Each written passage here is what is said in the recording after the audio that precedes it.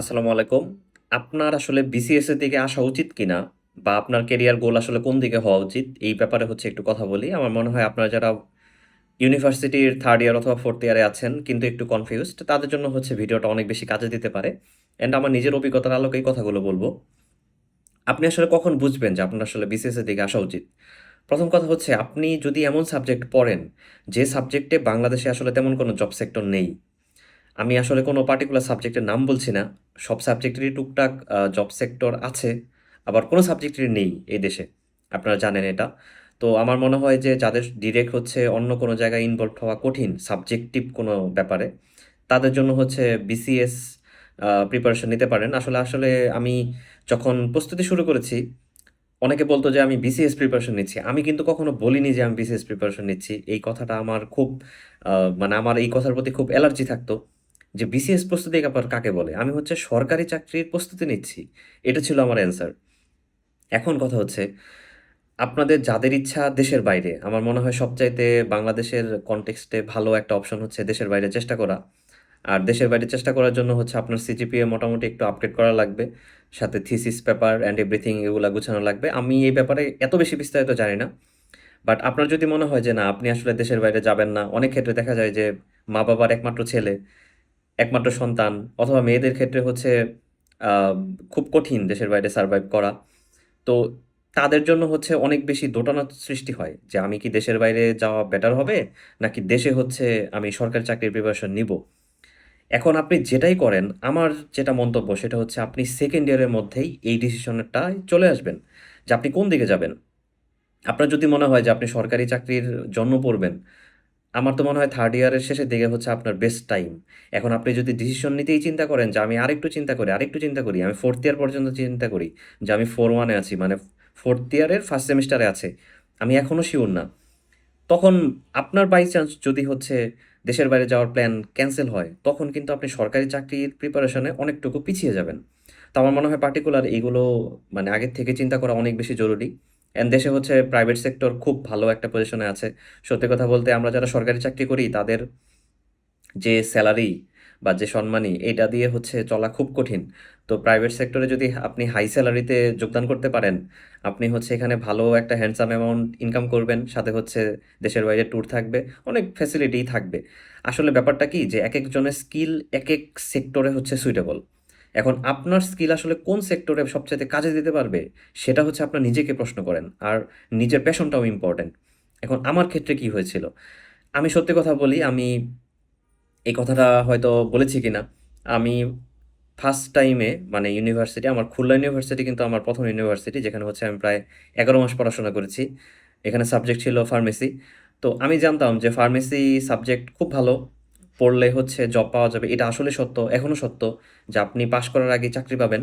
তবে সেটা হচ্ছে প্রাইভেট সেক্টরে। অ্যান্ড এটা হচ্ছে মোর অফ প্রোডাকশন বা একটু প্যারা থাকবে। প্রাইভেট সেক্টর মানেই হচ্ছে আপনার সেলারি হাই হবে। তার মানে আপনাকে তো পরিশ্রম করাবেই, স্বাভাবিক এটা। তো আমার কাছে শুরুতে মনে হতো যে আমি প্রাইভেট সেক্টরের জন্যই থাকবো।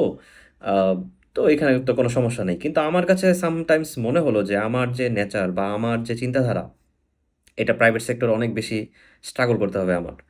মানে আমি একটু স্বাধীনচেতা বা আমি একটু ডিফারেন্ট ওয়েতে চিন্তা করি। তো আমার মনে হলো যে না, আমার আসলে সরকারি চাকরির দিকেই চিন্তা করা উচিত। এখন ফার্মেসি সাবজেক্ট যখন আমি পড়ছিলাম, ফার্মেসির তো দেশে কোনো সরকারি সেক্টর নেই। এটাই সত্যি কথা। দেশে আসলেই কোনো ওইভাবে স্ট্রাকচার গঠন হয়নি। তো তখন হচ্ছে আমার অপরচুনিটি আসে যে আমি বাকৃবিতে তো ফার্স্ট টাইমে চান্স পেয়েছিলাম। 2nd টাইমে হচ্ছে বাকৃবিতে চলে আসি। অ্যান্ড বাকৃবিতে আসার আগেই হচ্ছে আমার ডিসিশন ছিল যে আমি সরকারি চাকরির জন্য পড়বো। মানে হচ্ছে বিসিএস এর জন্য পড়বো। তো আমি ভার্সিটি ৪ বছর নিজেকে সময় দেব।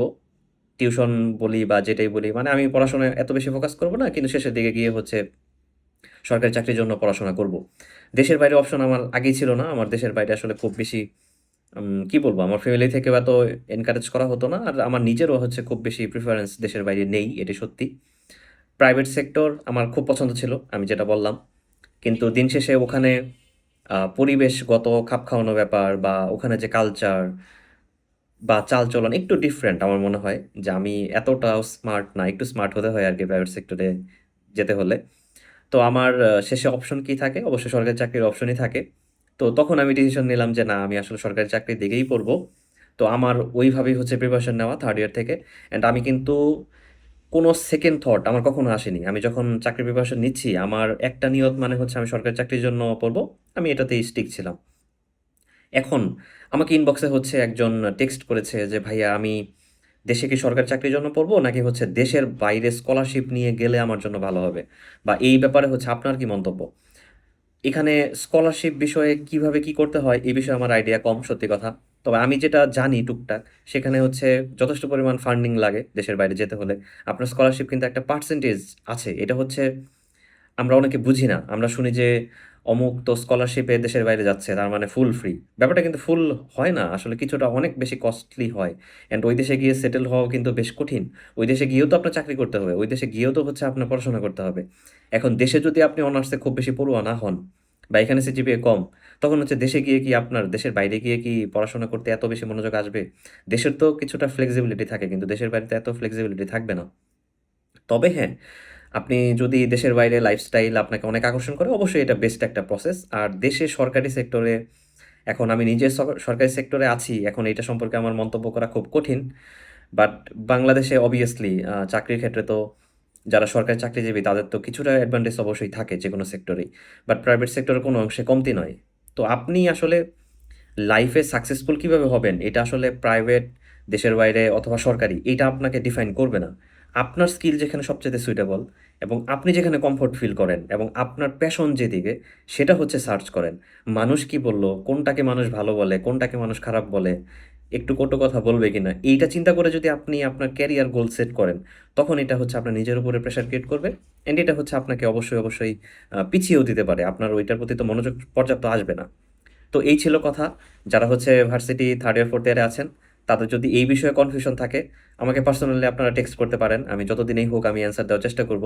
বাট আপনাদের ক্যারিয়ার চুজ করার ক্ষেত্রে অবশ্যই অবশ্যই খুব সুইটেবল হবেন। অ্যান্ড অবশ্যই সিনিয়রদের সাথে কথা বলবেন। আমি কিন্তু বারবার বলছি, সিনিয়রদের সাথে কথা বলবেন, অন্য কারোর সাথে না। এখানে হচ্ছে অনেক কিছু কথা লুকিয়ে আছে আমার, আমি সব কিছু বলতে পারবো না। তবে সিনিয়রদের সাথে, অ্যান্ড তেমন সিনিয়র যারা হচ্ছে ভার্সিটিতে টপার, এরকম সিনিয়রদের সাথে কথা বলবেন। যারা হচ্ছে একদম লোয়ার গ্রেডে আছে তাদের সাথে কথা বলবেন। মিডল রেঞ্জেরও কিছু বলবেন। তো সব ধরনের আইডিয়া কিন্তু আপনার প্রয়োজন। সবগুলো আইডিয়া নিয়ে এরপরে নিজে চিন্তা করবেন যে আপনার প্যাশন কোন দিকে। এরপরে হচ্ছে আপনি ক্যারিয়ার সুইচ করবেন। এবং একবার যদি হচ্ছে আপনার গোল ঠিক হয় যে আমি এই ওয়েতে যাবো, ওইটা কখনোই চেঞ্জ করবেন না। এটাই হচ্ছে রিকমেন্ডেশন। তো সবার জন্য অনেক শুভকামনা। আসসালামু আলাইকুম।